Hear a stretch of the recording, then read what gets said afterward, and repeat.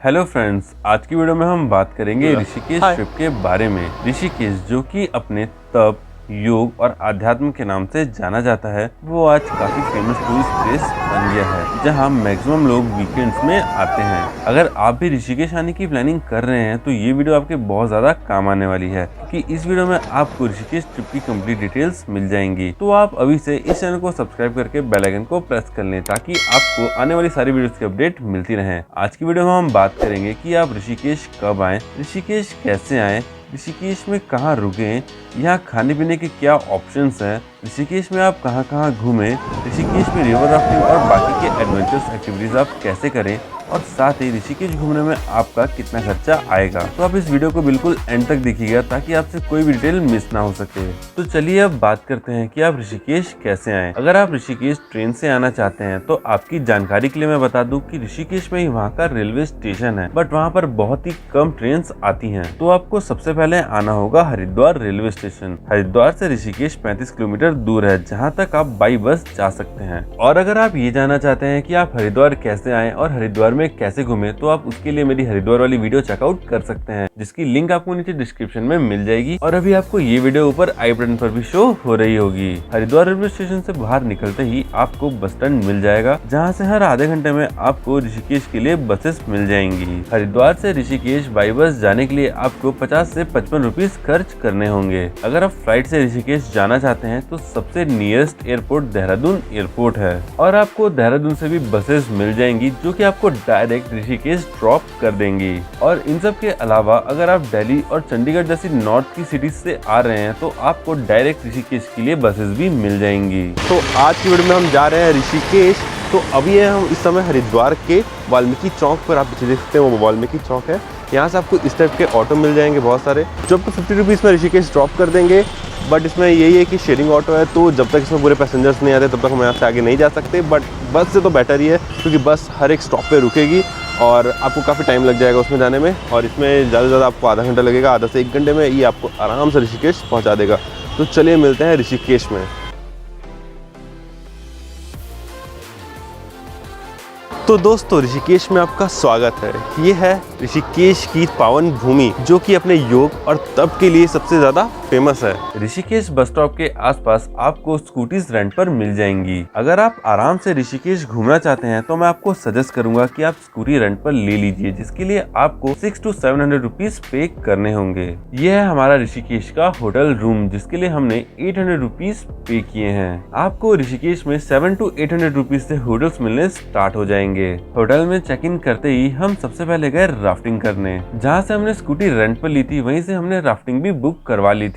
ऋषिकेश में 3 तरह की राफ्टिंग होती है, 16 किलोमीटर्स, 12 किलोमीटर्स और 6 किलोमीटर्स। हमने 12 किलोमीटर्स वाली राफ्टिंग बुक की थी, जिसके लिए हमने 600 रुपीज पर पर्सन पे किए थे। बुकिंग पॉइंट से राफ्टिंग पॉइंट तक पहुंचाने की जिम्मेदारी एजेंट्स की ही होती है, जो आपको बुलेरो और जीप में राफ्टिंग पॉइंट पर ड्रॉप कर देंगे। राफ्टिंग पॉइंट पर उतरकर आपको अपना पैडल लेकर 300 से 400 मीटर नीचे उतरना होगा। अगर आप ऋषिकेश आ रहे हैं तो आप राफ्टिंग जरूर करें, क्योंकि ये आपके लिए एक बहुत ही अलग एक्सपीरियंस होगा। राफ्ट में अपना फोन, वॉलेट और वॉच ले जाना अलाउ नहीं है। ये सब आपसे राफ्ट वाला पहले ही ले लेगा और अपने सेफ बैग में रख लेगा, और राफ्टिंग कंप्लीट होने के बाद ही आपको आपका सामान मिलेगा। अगर आपको राफ्टिंग के समय फोटोज या वीडियोस बनवानी है तो उसके लिए आपको राफ्ट वाले को अलग से पेमेंट करनी होगी, जिसके लिए आपको काफी ज्यादा बार्गेनिंग भी करनी पड़ेगी। 12 किलोमीटर वाली राफ्टिंग में 3 रैपिड्स आते हैं, जिसमें आपको काफी संभल कर राफ्टिंग करनी होगी। राफ्टिंग करते हुए आपको बीच में एक जंपिंग पॉइंट मिलेगा, जहाँ से आप चाहें तो 10 से 12 मीटर की हाइट से जंप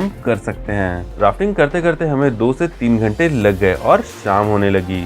तो दोस्तों, ये है राम झूला। इसके ऊपर चलने में काफ़ी मज़ा आ रहा है, तो चलते हैं उस पर। और इसको राम झूला इसलिए बोला जाता है क्योंकि ये हिलता है थोड़ा। आप यहाँ पे खड़े होने से फील हो रहा है, थोड़ा हिल रहा है। अगर आप चलेंगे तो आपको समझ नहीं आएगा, बट अगर आप एक जगह खड़े होंगे तो आपको महसूस होगा कि ये थोड़ा हिल रहा है। तो इसके बाद हम चलेंगे लक्ष्मण झूला, और बीच में शायद परमार्थ भवन भी है, तो परमार्थ भवन होते हुए हम लक्ष्मण झूला चलते हैं। तो चलिए आगे बढ़ते हैं यहाँ से और इस ब्रिज को क्रॉस करते हैं। ये है ऋषिकेश का परमार्थ भवन। तो आप जब भी ऋषिकेश आएँ यहाँ पे ज़रूर विजिट करें। यहाँ पर शंकर जी की एक बहुत ही बड़ी सी मूर्ति है, जो कि अपने योग मुद्रा में बैठे हैं, जो कि ये दर्शाती है कि ऋषिकेश योग और तप की भूमि है।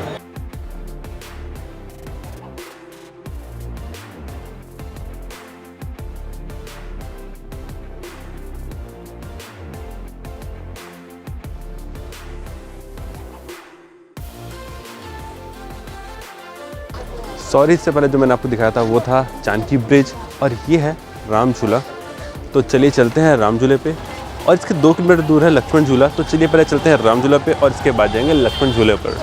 तो ये है राम झूला। इसे राम झूला इसलिए बोलते हैं क्योंकि ये एक झूले की तरह हिलता है। अभी अगर हम चल रहे हैं तो उतना पता नहीं चलेगा, बट अगर आप खड़े हो जाएं एक बार तो आपको पता लगेगा कि ये कितना ज़्यादा हिल रहा है इस समय पे। तो चलिए थोड़ा आगे चलते हैं इस पर। सो फाइनली गाइस, ये है लक्ष्मण झूला। काफ़ी लंबा चलना पड़ा यहाँ पे आने के लिए, 2 किलोमीटर हमको चल के आना पड़ा और हम फाइनली पहुँच चुके हैं लक्ष्मण झूला। और काफ़ी ठंडी हवा चल रही है, ये भी काफ़ी ज़्यादा हिल रहा है। एक्चुअली राम झूला से थोड़ा ज़्यादा हिल रहा है क्योंकि थोड़ा ज़्यादा पुराना है ये। और लक्ष्मण झूला के जस्ट साथ में लगा हुआ है त्र्यंबकेश्वर मंदिर, जो कि 13th फ्लोर ऊंचा है। आप देख सकते हैं 13th फ्लोर ऊंचा है। बट अभी हम यहाँ पे नहीं जा रहे, रात हो चुकी है, काफ़ी थक चुके हैं हम चल के। तो चलिए क्रॉस करते हैं लक्ष्मण झूला को और चलते हैं आगे। और सबसे लास्ट में हम गए त्रिवेणी घाट, जहाँ से हमने गंगा आरती देखी। और इसी के साथ हमारा डे 1 कंप्लीट हुआ और डे 2 हम निकले देवप्रयाग के लिए। ऋषिकेश से देवप्रयाग 70 किलोमीटर दूर है और हम अपनी स्कूटी से ही देवप्रयाग गए थे। ऋषिकेश से देवप्रयाग 70 किलोमीटर के आसपास पड़ता है और हमें यहाँ से देवप्रयाग पहुँचने में 1.5 से 2 घंटे के आसपास का टाइम लगेगा। ऋषिकेश से देवप्रयाग जाने के लिए हमने यहाँ पे स्कूटी रेंट पे ली है, जिसका कॉस्ट है 600 रुपीज़ पर डे। और अगर आप बुलेट से जाना चाहते हैं या किसी बाइक से जाना चाहते हैं तो उसका कॉस्ट 1400 पर डे होता है। अभी हमने यहाँ पे लिया एक छोटा सा फूड ब्रेक क्योंकि भूख काफ़ी ज़्यादा लग रही है। बट यहाँ से ऋषिकेश का व्यू काफ़ी ज़्यादा अच्छा लगता है और देवप्रयाग जाते जाते ऐसे बहुत सारे व्यू मिलेंगे। हम ऋषिकेश से ही काफ़ी लेट निकले थे, जिसके चलते हमें देवप्रयाग पहुँचते पहुँचते काफ़ी शाम हो गई। सो फाइनली गाइस, हम लोग पहुँच चुके हैं देवप्रयाग। आप पीछे देख सकते हैं यहाँ अलकनंदा नदी और भागीरथी नदी मिलकर यहाँ आगे से गंगा नदी बन के आगे बढ़ रही है। हमें यहाँ पहुँचने में लगभग 2 घंटे लग गए। हम 4 बजे निकले थे और अभी बज रहे हैं 6। हमें यहाँ आने में इतना ज़्यादा टाइम इसलिए लग गया क्योंकि इस रास्ते में इतने ज़्यादा व्यूज़ थे कि हम अपने आप को रोक नहीं पाए वहाँ पे वीडियो या फोटोग्राफी करने से।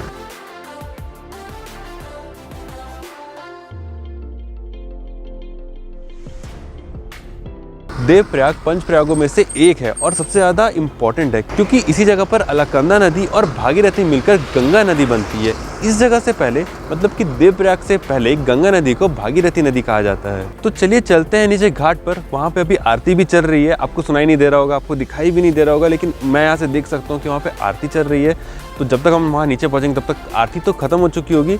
बट चलिए वहाँ पे जाके दर्शन करते हैं और देखते हैं कि गंगा नदी कैसी लगती है। अगर आप भी ऋषिकेश से देवप्रयाग जाना चाहते हैं तो मैं आपको रिकमेंड करूंगा कि आप थोड़ा जल्दी निकलें, जिससे आप देवप्रयाग घूमकर अंधेरा होने से पहले पहले ऋषिकेश रिटर्न आ जाएं, क्योंकि अंधेरे में ये सड़क काफी ज्यादा सुनसान हो जाती है। ऋषिकेश घूमने में मेरा कितना खर्चा हुआ वो मैं आपको बताता हूँ। वैसे तो हम टाइम की शॉर्टेज के चलते ऋषिकेश में बहुत कम प्लेसेस पर जा पाए थे, क्योंकि हमने एक दिन देवप्रयाग के लिए भी रखा था। इसके अलावा भी ऋषिकेश में बहुत सारी प्लेसेस हैं और अगर आप पूरा ऋषिकेश कवर करना चाहते हैं तो आप मिनिमम 2 डेज लेकर चलिए। और अगर आप नीलकंठ महादेव भी जाना चाहते हैं तो 3 दिन आपको लेकर चलने होंगे। फर्स्ट डे आप जानकी ब्रिज, राम झूला, लक्ष्मण झूला, परमार्थ निकेतन, त्रिवेणी घाट, त्र्यंबकेश्वर मंदिर, बीटल्स आश्रम और तपोवन जा सकते हैं। मतलब कि पूरी लोकल साइट सीन आप डे 1 में कर सकते हैं। सेकंड डे आप रिवर राफ्टिंग और नीर वाटरफॉल्स जा सकते हैं। और थर्ड डे एडिशनल है, जिसमें आप नीलकंठ महादेव भी जा सकते हैं। नीलकंठ जाने के लिए आपको एक दिन अलग से लेकर चलना होगा। तो आपको 3 दिन ऋषिकेश में रुकना होगा। होटल्स का आप पर डे का 1000 रुपए मान के चलिए 2 लोगों का, मतलब कि 3 दिन का 3000 रुपए। और ट्रांसपोर्टेशन के लिए अगर आप स्कूटी रेंट पर लेके चलते हैं तो पर डे का 600 से 700 रुपए का खर्चा आएगा